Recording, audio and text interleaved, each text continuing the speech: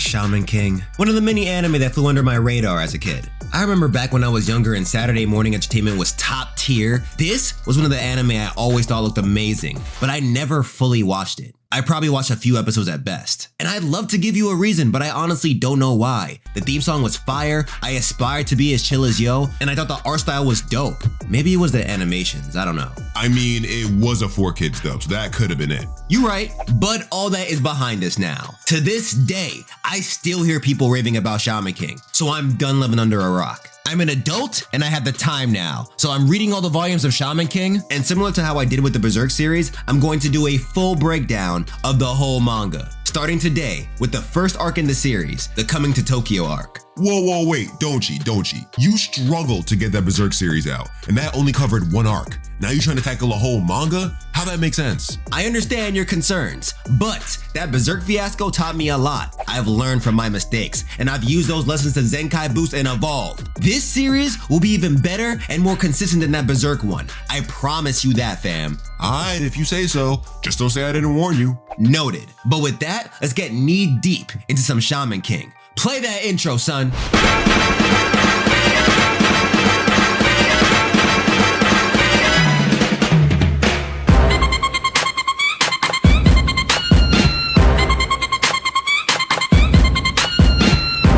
Before we begin, I was kinda iffy about doing another manga breakdown, but was heavily inspired by Totally Not Mark, who does full manga reviews on his channel. He's pretty much covered all of One Piece so far, and right now he's covering one of my favorite anime, Hunter x Hunter. Thanks for doing what you do, bro, and thanks for inspiring people like me. Also, shout out to Artie God for the dope thumbnail artwork. We'll drop the links for both Totally Not Mark's channel and Artie's page in the description below.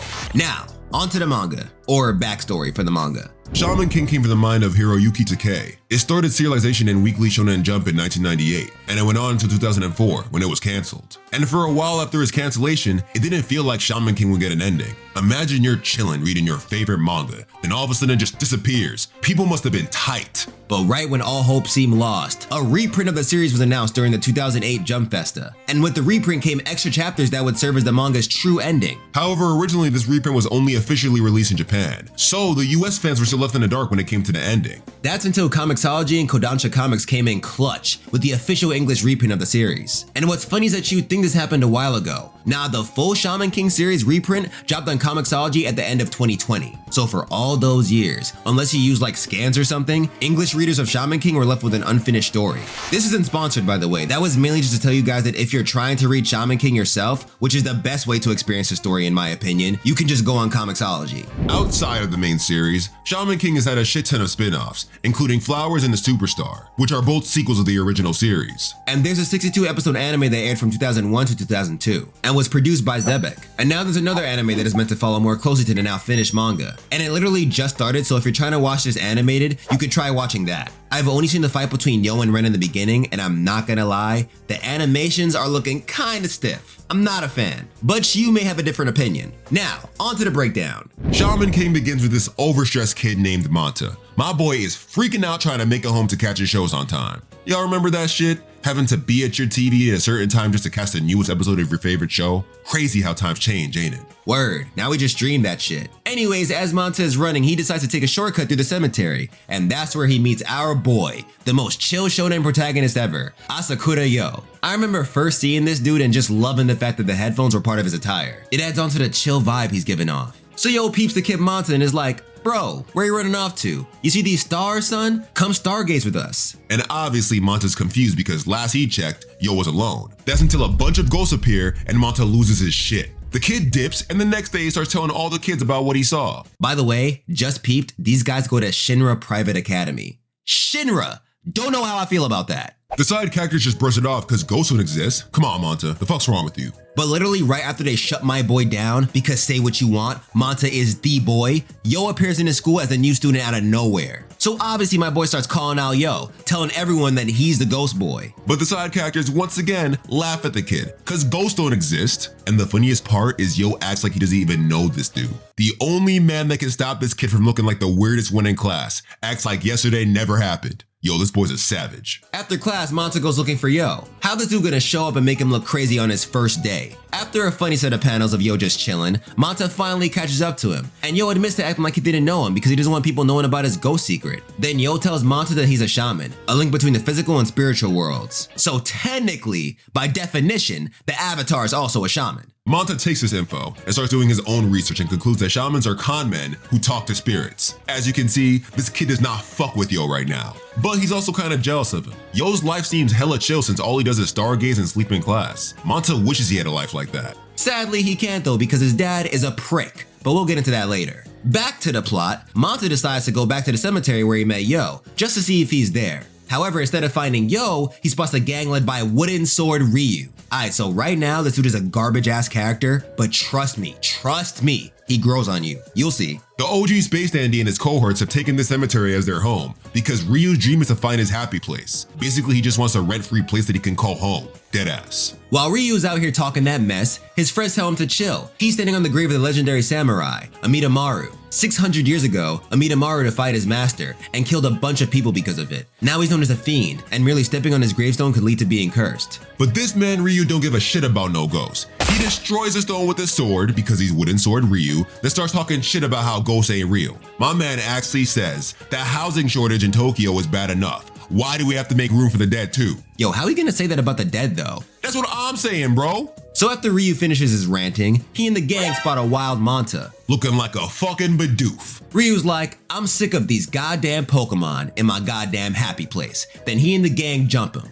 Poor Manta. The kid shows up to school the next day all kinds of fucked up. And to make matters worse, the side characters are over here laughing at his pain. However, Yo peeps the bullying, then intervenes to tell everyone that ghosts are real in order to defend his boy. Then he drags Manta back to the cemetery saying, come on bro, let's get you payback. Against Manta's better judgment, they make it back to the cemetery and spot Yakuza Elvis with his gang of side characters. Our boy comes to the guy like, hey, my ghost friends called and they want their home back. But obviously, Ryu and everyone just laugh it off because ghosts don't exist. But the laughing ends when the ghost of Amidamaru shows up behind Yo, ready for the smoke. Now, just a quick reminder, Ryu can't see these ghosts. According to Yo, only decent people are able to see ghosts. This is why Yo is down to be Manta's friend since he can also see ghosts. But as you can see, Ryu is an asshole right now, so he can't see shit. Regardless, he sicks his men on Yo. Then for the first time, Yo shows off his shamanic powers. Amidamaru turns into a spirit ball form. Then Yo grabs him and integrates his spirit with his body. This allows Amidamaru to take over his body. So now this 13-year-old kid has all the samurai experience of one of the greatest samurai in history. He easily disposes of the gang members with a damn grave marker. Then he pulls up to Ryu and defeats him by cutting his pompadour.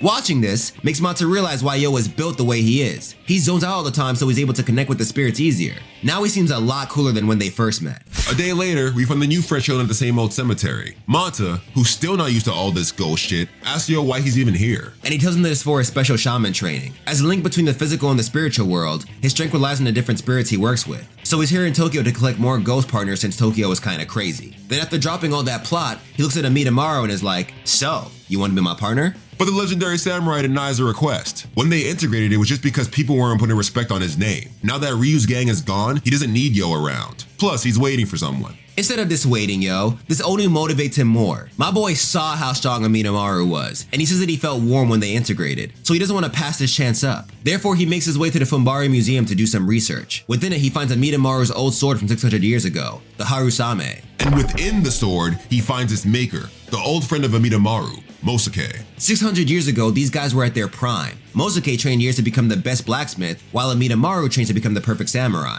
Through their joint effort, they created the Harusame, a sword that not only symbolizes their friendship, but their hustle. The sword was so top tier that when they presented it to a vassal, the dude was like, yo, y'all should just work for me. But later, the vassal pulls our boy Maru to the side and is like, actually, I don't know, bro, this sword is a little too top tier. I'm gonna need you to kill your boy so you can never make a sword on this level again. Amidamaru couldn't just kill the guy he pretty much grew up with, so instead he tells Mosuke to run for the hills. As a samurai, he cannot disrespect his lord, but his friend can still get away with his life. However, Mosuke is like, wait bro, give me one night. Since we may never see each other again, I'm gonna make an even better Harusame. So let me borrow it for one night and I'll give it back before I leave. Unfortunately, the vassal sneaky ass grunts were watching the whole thing, so they jumped Amidamaru right after. And though he did kill a lot of men, without his sword, he wasn't able to survive against a horde of warriors. So now, in the present, Ghost Mosuke is depressed because he feels like he killed his friend. If only he finished Harusame V2 before Amidamaru got jumped, his friend would have survived. That's why his ghost still haunts the sword.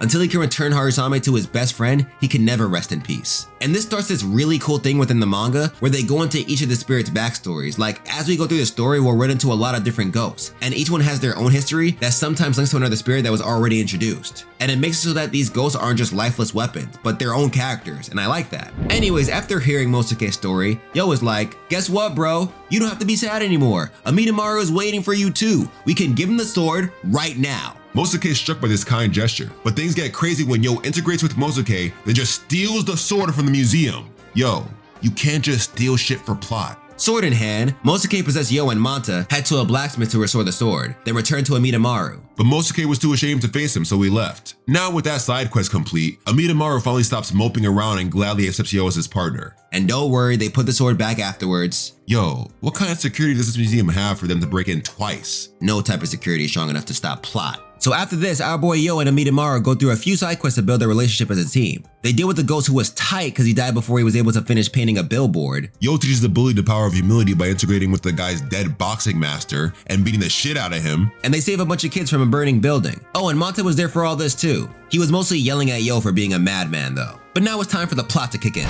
Similar to how the story started, we find Manta once again cutting through the cemetery to make it home in time for his shows. However, instead of running into Yo, he finds an edgy-ass edgelord stargazing. This kid's name is Tao Ren, and he happens to be a shaman. He pulls up to Manta with a quickness and is like, hey bro, tell your headphones friend that I'm trying to take his samurai spirit. Then he dips. The next day, Manta lets the bro Yo know, and Yo is actually more excited than worried. He's like, I mean, bad people can't see ghosts, so he probably has good intentions. Oh Yo, you poor ignorant child. As Manta yells at Yo for being too chill, they hear some commotion outside and spot Ren himself about to get jumped. Mind you, he's getting jumped by grown-ass men. This kid Ren is like 13, son. Of course, Ren destroys the side characters, but he does it without his spirit, which surprises Yo. Then one of the thugs loses it and tries to run over Ren.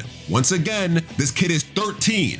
What are y'all doing? Ren peeps the violence, then summons his spirit, the Chinese warlord Basin. Yo, real quick, sorry for disrupting the flow of the video, but just got a quick message for you guys. Unfortunately, my dumbass mispronounced Ren's spirit for the entirety of this video. Like, I keep on saying Basin when it's pronounced Ma-sun, like the manga actually says it's pronounced Ma-sun. So I'm sorry for mispronouncing his name. I will do better in part 2, I promise you. Continuing with the video now. Then they cut the car clean in half. With the thug left crawling in the rubble, Ren pulls up with his spear ready to kill him, but this is when Yo gets involved. Shamans don't take innocent lives. What you doing, bro? Ren then introduces himself and tells Yo that he will be the one to purify the world as a Shaman King. Oh shit! They said the name in the manga. So Ren is like, alright, with the formalities over, give me your samurai spirit, bitch. Yo's like, psh, no, Amidamaru's my friend. I'm not just gonna give him to you like some tool. But the way Ren sees it, these spirits are not meant to be friends. They are tools for shamans to use to take down their enemies. It's like the spirits are Pokemon, Yo is Red, and Ren is all of Team Rocket. And this won't be the only situation we see stuff like this. There are a lot of shaman who see spirits as just their tools. However, there are also shaman who hold their spirit partners very dear to them. So each shaman has a different relationship with the spirits they use. And it's cool hearing them talk or argue about how they see their spirits because it adds a new dynamic to the story. Anyway, since Yo refuses to hand over his bro Amidamaru, Ren decides that he's just gonna take it by force. They both integrate with their spirits and start the smoke. But Yo doesn't have an actual sword, so he's using a pipe while Ren uses an actual weapon. Kinda unfair, but okay. At first, the two shamans seem evenly matched, but things change when Ren brings up a vital part about shaman fights. If the shaman is weak, then they can't pull the full potential out of their spirit. Yo may be cool, but he's an alright shaman at best. So Ren takes advantage of the situation and goes 100% integration, then stabs Yo. Now Manta's shook. He's never seen Yo get bopped like this. Why couldn't Yo counter with his own 100% integration? This is because of the way two souls react within the body. Ren explains that two souls in a body causes conflict, since it's like two minds fighting over control. The only way for someone to achieve 100% integration is by completely dominating the ghost well. That just sounds evil. But after the explanation, Yo gets up and tells the devil kid that he'd send Amidamaru to the afterlife before giving him up. Pissed, Ren attacks the kid once again to finish him off. But this time Yo blocks it, and Ren is left mad confused. How'd you block my full integration attack twice? Well, by using the power of friendship, Yo and Amidamaru found another way to achieve total integration. Instead of Yo controlling his friend, they unified their thoughts to become one. It's like Pacific Rim, but without the giant robots. And your partner is actually a ghost. With this new power-up, Yo goes into Amidamaru's legendary stance, then uses his signature move, Halo Blade. to end the battle. With that, Ren is defeated, but Yo goes into a short coma because of the strain he put his body in. And with the coma comes a flashback. We move back to 1989 in Izumo, Japan. Here we find a 4-year-old Yo, still wearing them headphones, getting into his shaman training. We find out that Yo comes from a line of extremely powerful shamans. However, during this time in Yo's life, he didn't really care about being a shaman. He just wanted to have an easy life and listen to music. So to try and build his interest, his grandfather, Asakura Yomei, breaks down the different paths a shaman can take. These paths work like classes or jobs from RPGs. First, there's the Onmoiji, the class Yomei moved to. These specialize in divining fortunes for the rich and powerful. Second, there's the Itako class, the class Yo's grandmother Asakura Kino specializes in. And Itako is able to summon ghosts from anywhere, even from the afterlife. Imagine you just chilling in heaven, then boom, and Itako snatches you from eternal rest. It's the disrespect for me. Next, there's the Miko class, the one Yo's mother Asakura Keiko specializes in. These guys can hear messages from gods. And last, there's a class Yo's father, Asakura Mikihisa, specializes in, the ascetic monk. These guys can summon gods to use in battle. Shit's broken. But even after all that explaining, Yo's like, I don't care, I just want to live a happy, easy life. His grandfather then plays his trump card. He brings up the King of Spirits, the being whom people call God. Only the King of Spirits can guide the people of this greed-filled world, but only the very special get the chance to see him. Now young Yo is mad hype. He asks his grandfather, what kind of person can meet this King of Spirits? And his grandfather tells him, only the Shaman King, those who human history calls saviors, can meet the King of Spirits. This is when Yo makes it his mission to become the Shaman King. If he meets the King of Spirits, then he'll be able to do whatever he wants and live the easy life he always wanted to live. And I like this part because we get to see Yo declare his dream for the first time, and he doesn't have some crazy bigger than myself superheroic dream. He's a chill dude that's just looking for his happiness. And aren't we all looking for our happiness at the end of the day?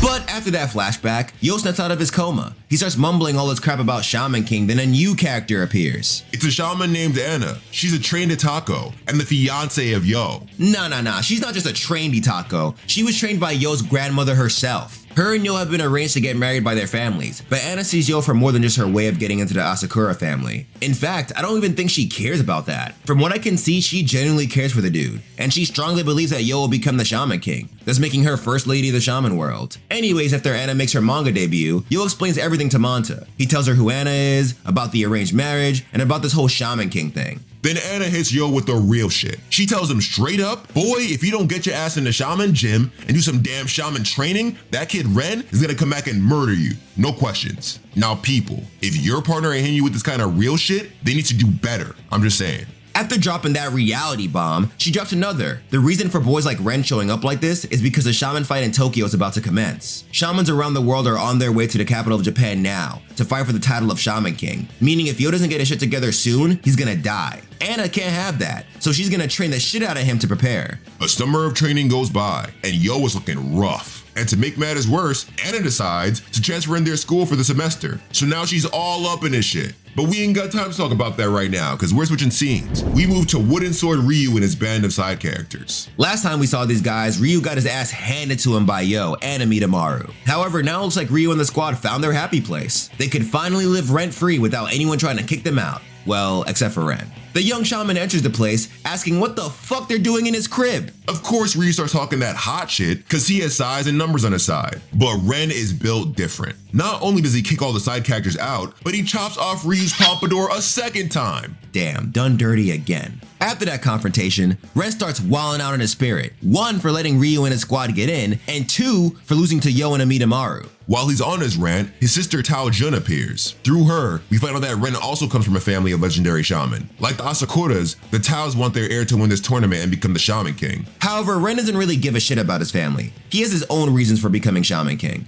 Nevertheless, his sister still wants to be of use to him, so she volunteers herself to go find Yo and take Amidamaru. Now, Jun doesn't fight like Yo or Ren. While they use spirits to empower themselves, she uses the corpse puppet as her weapon. But she didn't get the corpse of any average person. She's a Tao. She's classy. She got the corpse of this dude named Lee Pyron, this universe's fake Bruce Lee character. Yeah, get this. Lee Pyron, like Bruce Lee, was a martial arts master and movie star. The guy even created his own fighting style called Dao Dan Do. He was a pretty big deal. And the Taos wanted that big deal. So for Jun's birthday, they killed Lee and turned him into a corpse puppet. What kind of fucked up shit? So now she uses spells to control Lee's body. And apparently what she does is based on actual Chinese legend. Li Pairan right now is classified as a Jiangshi. In Chinese folklore, these guys were hopping mindless corpses who feasted on the life force of others. Xian Ko, I'm sorry if I pronounced that wrong, from Darkstalkers is also a Jiangshi. But she's not mindless and is actually a good person. Anyways, Jun confronts Yo, Anna, and Manta with her Li Pairan corpse. Being fans of the martial artist, they immediately recognize who it is, and Yo gets tight. He realizes that everyone in the Tao family treats their spirit partners as weapons, so he pulls out a Mitamaru and prepares for the shaman smoke. With his fiance's special training, Yo is way quicker with integrating with his bro. But this is the master martial artist body versus a 13-year-old. Lee disarms Yo and proceeds to beat the living shit out of him.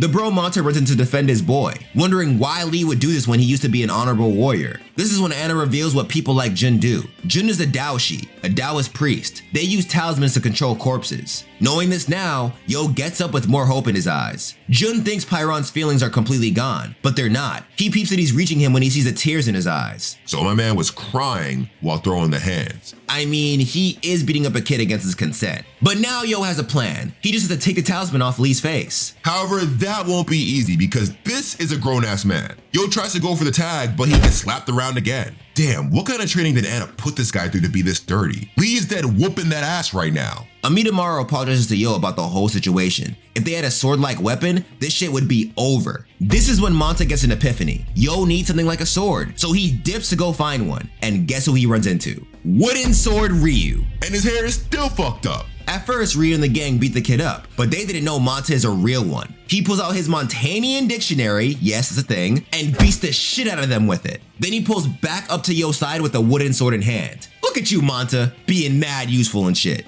But the wild part about all this is that somehow, Yo is still alive after getting beat that whole time by a martial arts master. Yeah, Yo just built different, son. Or, you know, you can just say it's plot armor. That makes more sense. Anyways, with a wooden sword in hand, Yo integrates with the Mitamaru once again and pulls off one of the samurai's signature techniques, the Budagiri. The move cuts Lee's talisman in half, and he finally snaps out of his spell. But he's immediately met with the harsh memory of his death. Fueled with anger and revenge, Lee lunges at Jin prepared to kill her, but Yo saves her. He's like, wait, Lee, I know you hate this bitch, but if she can see ghosts, that means she must have some good within her, right? How about we forget about this revenge and try to find a different way to settle this? But Lee ain't trying to hear it. He continues his onslaught until Anna finally decides to get involved. She slaps some sense into Jun, who is shook from almost dying to her own spirit partner, then asks her who was able to beat Lee. This is when Manta jumps in, being mad useful again, mentioning Lee's master, Shaman. Shaman? Like Eatmon? Yo, what's the parody names for me, son? With that knowledge, Anna uses her power as an Atako to summon Shaman from the afterlife and integrate the spirit with Yo. And this part of the fight gave me a newfound respect for all the battles we saw previously. Like, I'm not gonna hold you. The fights so far have been cool, but they haven't hyped me up much yet.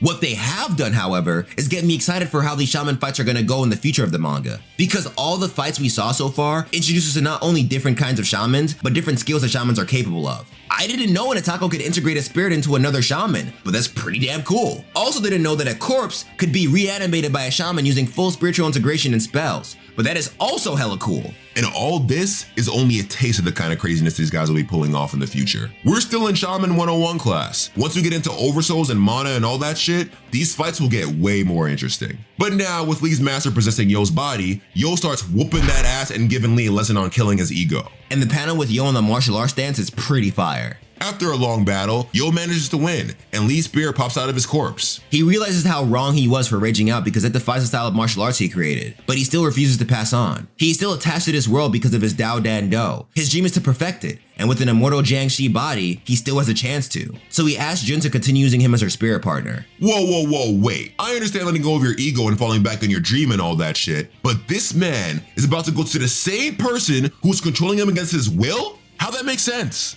Well, Jun also learned from her ways. Her fight with Yo made her realize that spirit partners are more than tools. They're, well, partners. She accepted her defeat and now sees how wrong she was. She's gonna treat Lee like a friend now, not just a tool. I mean, I want a written contract saying she vows to never take control of me again, but that's just me. At least he has an immortal body now, though. But with another win under Yo's belt, it's time to return to someone who's been taking L's since this manga started, Ryu. This man has gotten beat, had his hair fucked up twice, and had his wooden sword stolen. Now he and the gang are still looking for their rent-free happy place. Luckily, his boy, whose name is, and I kid you not, Muscle Punch, stumbled upon a place while Ryu was getting his daily dose of vitamin Fade. He brings his friends to an abandoned bowling alley, and at first everything seems copacetic. The place has power, and no one will try to kick them out. But Ryu doesn't like it. He starts wilding on his friend like, bruh, you call this a happy place? They ain't got no corner stores or nothing. How am I gonna get my happy on when I can't get my snack on? Think, Muscle Punch. After that rant, he dips. But then he spots someone who changes his mood completely. It's Anna walking back home from school. Ryu falls in love with her upon seeing her and states that she, this random ass girl he doesn't even know, is his happy place. What is wrong with this dude, son? He gets better, don't worry. But after seeing her, Ryu tries to holla. Anna peeps the dude's attempt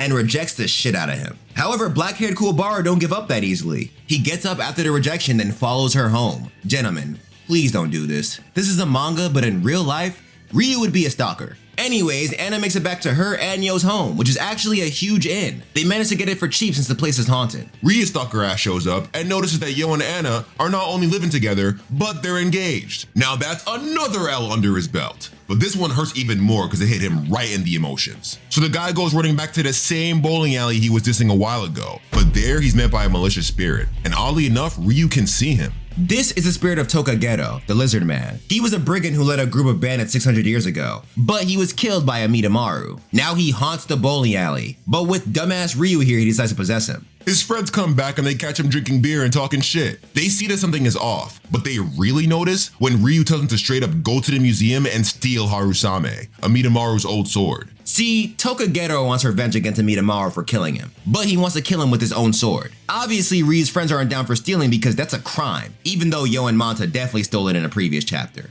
But Tokagero possessed Ryu don't give a shit. He stabs Muscle Punch, then tells them to make themselves scarce or else he's gonna stab one of them in the heart. With that, the Happy Place gang head for the museum out of fear. But Manta, who was just walking home from Yo's place, caught the whole thing. Short Stack tries to get out of there too so he can warn Yo, but Tokagero catches him before he dips. He can't just roll to enemy territory all crazy, he needs a shield. That's what Manta's for. So once his band of thugs return with Harusame, they make their way to the inn. Once there, Yo shows up hella confused. Last he checked, him and Ryu had no beef. Why is he here now? His gang is lost too. They still think he's doing this all because Anna broke his heart. But Anna shows up to the scene too, and spots what's really going on. She tells the spirit possessing Ryu to show himself. Then at that moment, Tokagero appears and declares that he's here to get his revenge on Amidamaru. At first, Amidamaru claims he doesn't even know the guy. How is he supposed to remember all the lowlives he's killed? Even so, this brigand is holding Manta hostage, and neither Yo nor Amidamaru can have that. Anna tosses them the wooden sword they were going to give to Ryu as an apology, and they integrate for the smoke. This is exactly what Tokagero wanted though. He uses this chance to catch Amidamaru off guard with the Harusame.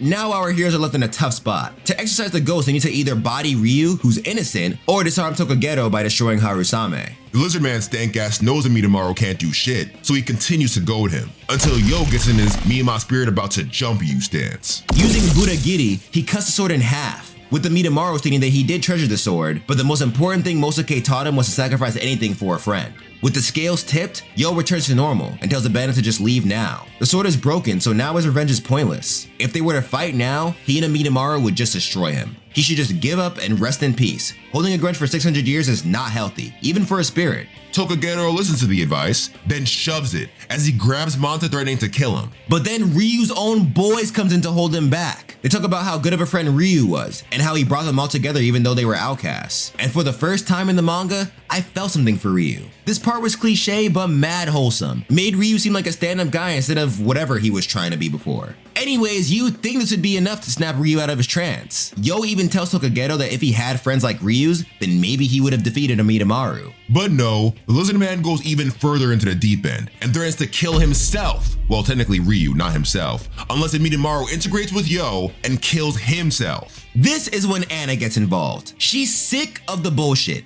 It's mad late and they gotta go to school in the morning. She dares him to kill Ryu. If he does, then she'll just send him straight to hell. Tokagero pauses for a sec, then tells Anna he doesn't give a fuck about going to hell. He lived in hell 600 years ago when he was alive. With that, he goes for the kill, but his body freezes. Ryu's body has run out of energy. At this point, Tokagero just being in there is killing him. So Yo just walks up to him and straight up asks him, alright bro, deadass, what's it gonna take for you to get out this guy's body? You're kinda wildin' right now. And Tokagero responds with the, fuck you bro, I'm not doing shit until I get my revenge on Amidamaru. Amidamaru then walks up to him like, aight bro, why do you hate me so much? How you gonna kill mad people that get mad at me for killing you? Make it make sense. Then Tokagero's like, shut up, I did whatever I could to survive. Then he admits that he had to eat his own mother to survive when he was alive. Bro, what? Yeah, apparently there was a great famine 600 years ago, and since Tokagero was poor, his mother sacrificed her own flesh to allow him to live. Bruh, I thought this manga was for a young audience. Nah, this shit real, bro. So Tokagero gets up with new resolve and grabs Yo ready to kill him. But Anna has had it. First you keep them up past bedtime. Now you're trying to kill her man? She takes Tokagero down again, then gets ready to exorcise him. She wasn't playing when she said she was gonna send him to hell. But Yo stops her. If they send him to hell, how are they gonna save his soul? As a shaman, that is their job. Instead of letting Anna do her thing, he walks up to Tokagero and tells the spirit to possess him and do whatever he likes until he's satisfied. Obviously, everyone, including Amidamaru, tries to stop Yo because this idea is crazy. But Yo is adamant. He wants to end things without anyone getting hurt any further. Tokagero accepts Yo's crazy ass request, then integrates with him. And at first, it looks like the spirit might really kill the kid, but he stops. He can't bring himself to kill Yo. For a spirit like Tokagero to receive true salvation, he needed someone to place their trust into him. And Yo did just that by allowing him to integrate with him. So it was the power of friendship. Yeah, it was the power of friendship. With Ryu finally free, all of his friends check on him, and watching the scene makes Tokagero realize that having friends may not be that bad. The next day comes, and because of that whole Tokagero situation, Ryu is now indebted to Yo and them. He and the boys are helping out around the inn to pay them back for what happened. And not only that, the event unlocked Ryu's shamanic powers, so now he's a shaman. But they have other things to worry about. Harasame is broken and they need to fix it. To get it done, Anna summons Mosuke from heaven and integrates his spirit with Ryu. And to make things special, Yo integrates with Amidamaru, so he can finally be reunited with his friend from 600 years ago. After the reunion, they fix the sword. And they keep it this time because, come on, it's been stolen twice now. This museum doesn't care about their shit. Ryu and everyone else eventually get kicked at the inn because they've honestly just been there too long. But when night comes, 2 comets fly across the sky. According to Hindu legend, these 2 comets named Rahu and Ketu approach Earth every 500 years, and they represent the coming of a great calamity. But that calamity is always stopped by a savior, that savior being the Shaman King. So the passing of these comets doesn't symbolize the coming of the end of the world. It symbolizes the beginning of the tournament to decide who becomes a Shaman King. And that is how the first arc of Shaman King ends. Sheesh, that was a long one. Pretty sure this is my longest scripted video yet. But, conscience, it's time for thoughts.